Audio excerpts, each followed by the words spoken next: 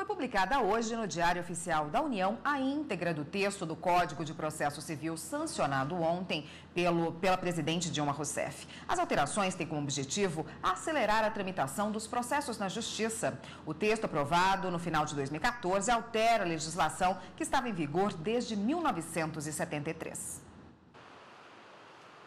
Este servidor público separou da mulher em 2010, depois de 2 anos de casado. O processo foi rápido e sem traumas para o casal. No prazo de 10 dias, a gente foi convocado para uma audiência com o tabelião. Uma reunião que durou mais ou menos uns 10 minutos. E foi tudo muito rápido, muito simples, né? Precisou de apenas 2 testemunhas. E lá a gente assinou o termo e fomos embora sem maiores problemas. O novo Código de Processo Civil ratifica a forma como o divórcio vinha sendo feito. Ele exclui a necessidade da separação de corpos, o que facilitou a vida do casal. A vantagem é que você evita aqueles transtornos, né? Que você tem que estar se comunicando o tempo todo, tem que estar procurando advogado, né? Conversando. Então você ali nessa situação de separação no cartório, você evita muito conflito, muita angústia, né? Entre outras mudanças no novo Código de Processo Civil está a agilidade no julgamento dos processos. Eles deverão ser analisados por ordem cronológica, ou seja, o mais antigo tem prioridade no julgamento. Também é recomendado a audiência de conciliação entre as partes no início do processo, para evitar um possível litígio na Justiça, desafogando o Judiciário. Quem apresentar vários recursos na tentativa de protelar o andamento do processo poderá pagar multa, estipulada pelo juiz. Foi inserido no texto o chamado incidente de resolução de demandas repetitivas. Isso significa que uma decisão da Justiça poderá ser aplicada a vários outros casos idênticos. Também o pagamento da pensão alimentícia, que antes deveria ser feito em 3 dias, agora será realizado em 10 dias. A elaboração do novo Código de Processo Civil foi feita por uma comissão de juristas presidida pelo ministro Luiz Fux. A proposta do novo código teve início em 2009 e, para chegar até a sanção, foram realizadas mais de 100 audiências públicas para discutir o tema. Com a sanção da presidente Dilma Rousseff, que aconteceu na tarde de ontem, o texto entra em vigor a partir do ano que vem. O Código de Processo Civil, diferentemente de outros códigos, é um código da sociedade brasileira. Nós ouvimos todos os segmentos e contemplamos todas as suas justas e plausíveis reivindicações. Bom, e para falar mais sobre esse assunto, nós temos aqui no estúdio o advogado de Direito Civil, Juliano Costa Couto. Boa tarde. Boa tarde, Érica. Bom, no que esse julgamento em ordem cronológica vai beneficiar o trâmite dos processos aí na Justiça?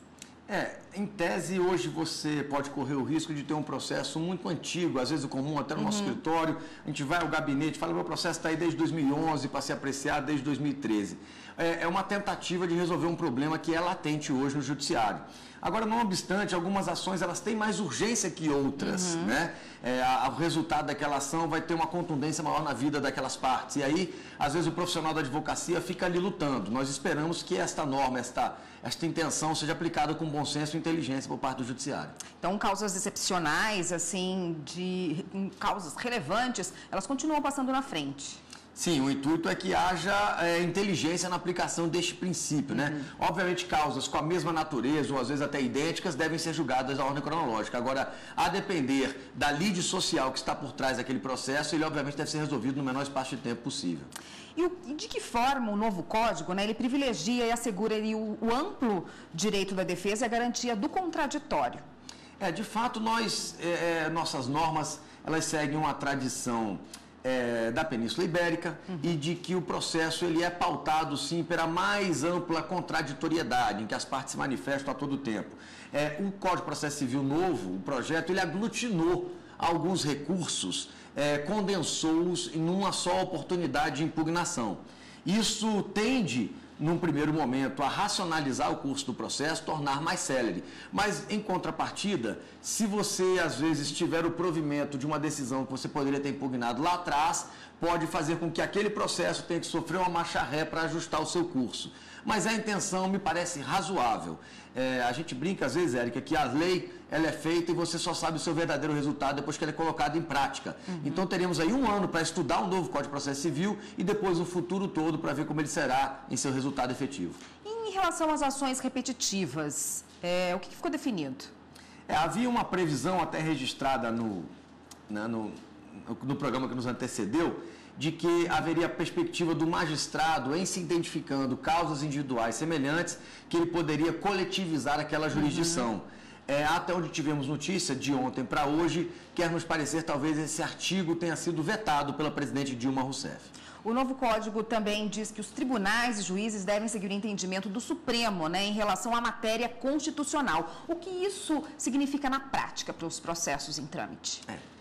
Se a gente pegar um momento, alguns anos atrás, desde agora, 2015, o novo Código de Processo, algumas reformas da lei processual e também reformas constitucionais, a gente enxerga e identifica de que o Estado brasileiro vem tentando buscar dar cada vez mais estabilidade ao sistema judiciário. Nós vínhamos também de uma cultura de que os juízes eram absolutamente independentes e exerciam a jurisdição conforme sua livre independência. Hoje não. Criamos as súmulas vinculantes, o efeito erga omnibus da ação direta de constitucionalidade, dos decretos do Supremo. Então, é um caminhar nesse sentido. Então, o novo CPC vem sacramentar ainda mais este intuito de quê? De que os órgãos jurisdicionais de piso, primeira e segundas instâncias, sigam as orientações e as interpretações e entendimentos dos tribunais superiores. Recursos. Agora não há mais a possibilidade do agravo de instrumento, para algumas decisões e também para os embargos infringentes. Não podem ser apresentados em algumas situações. Isso agiliza, facilita a solução do caso na justiça? O agravo de instrumento também, historicamente, ele já vinha sofrendo modificações desde 1994, o novo Código Antigo é de 73, e ele já vinha tendo seu uso em tese limitado. O novo Código de Processo Civil também veio concretizar e sacramentar esta posição, de que hoje o novo Código de Processo Civil vai se assemelhar ao que hoje temos na Justiça do Trabalho, quase que uma irrecorribilidade das decisões interlocutórias, são aquelas que não colocam fim ao processo. Então, isso há uma perspectiva de que isso também vai acelerar o resultado final de uma lide jurisdicionada. Tá ótimo, é um assunto muito amplo. A gente vai voltar no próximo bloco a discutir o Código de Processo Civil. Eu só peço um minutinho para o senhor. Muito obrigado.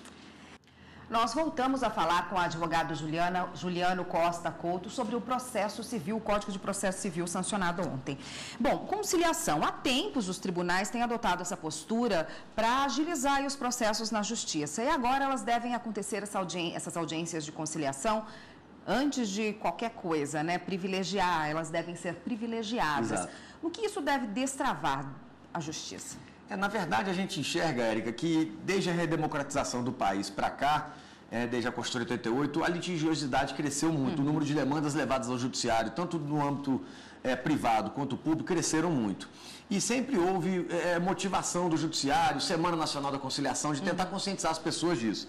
Esses trabalhos surtiram algum resultado. Agora, da forma como a norma processual colocou isso, se o autor tiver o intuito de tentar celebrar um acordo, se acreditar que é possível chegar a um bom termo, isso antes da citação, da contestação do réu, eles vão ser chamados a conciliar. Agora, o mais importante é que há um espacinho para os órgãos públicos, que são os grandes litigantes do judiciário. E, inclusive, as empresas públicas, Caixa Econômica Federal e os estados são grandes litigantes.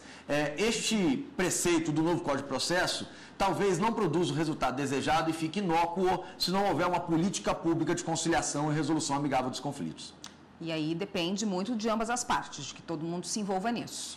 Obviamente, o particular, lutando contra o Estado, ele sabe que a luta ali é demorada, ingrata e desgastante. O Estado, se houver parâmetros objetivos para propostas conciliatórias, eu entendo que esse preceito do Código de Processo Civil surtirá seus devidos resultados. Divórcio, como é que fica essa questão agora? Há quem diga até porque voltou à tona a questão da possibilidade de separação judicial antes de que o divórcio seja celebrado como encerramento definitivo do matrimônio. E existem já alguns artigos, andei acompanhando, de juristas dizendo que entendem que este preceito, este específico, seria inconstitucional. O retorno, chamado efeito repristinatório da ressurreição da separação judicial. Eu entendo que é um detalhe talvez não tão importante, mas que vai sim facilitar a vida daqueles casais que entenderam por bem separar-se e logo depois reconciliaram se o amor voltou à tona. Pensão alimentícia é um assunto que sempre é discutido na Justiça. Como é que fica com o novo código? O novo código foi, ao mesmo tempo, um pouco mais duro e um pouco mais tranquilo com o devedor da pensão alimentícia. O prazo para que ele promova o pagamento hoje foi um pouco elastecido, para 10 dias, de 3 para 10 dias antes da prisão, e permitiu-se que este devedor da pensão alimentícia seja também registrado nos cadastros de proteção ao crédito, gerando para ele outros constrangimentos além da prisão civil que poderia ser decretada, forçando cada vez mais o adimplemento dessa obrigação, importante obrigação para o sustento da família.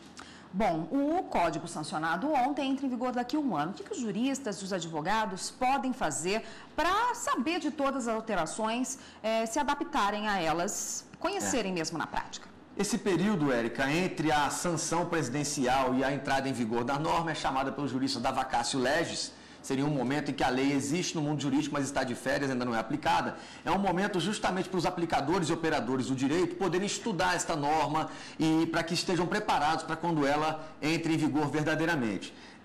Eu, como diretor do OAB-DF aqui, a ordem vai lá programar, pelo menos para o Distrito Federal, maratonas de atualização do novo Código de Processo Civil, né? Estive ontem em reuniões com outros representantes de outras unidades da Federação, isso também vai acontecer. Acredito que esse desafio também será enfrentado pelos magistrados, pelos promotores e muito mais ainda, Érica, pelas faculdades de Direito, que terão talvez até de reprogramar suas grades curriculares a este novo Código de Processo Civil, que foi colocado em vigor agora, sancionado pela Presidente da República. Enfim, é uma busca de cada um. Cada um vai ter que se aperfeiçoar e entrar em acordo com o novo código e entendê-lo em sua síntese. Exato. A vida é muito dinâmica, né? Para todas as ciências, não só os operadores do direito. Quando vem a nova tecnologia, os analistas de sistema têm que se adequar, os médicos também e os advogados se adequam e têm que estudar necessariamente a nova legislação, como é o caso do novo CPC, que eu registro meu otimismo e espero que dê resultados verdadeiros e efetivos como forma de abreviar o resultado dos processos e dar ao cidadão brasileiro uma verdadeira justiça. Tá ótimo. Obrigada pela participação. Eu conversei com o advogado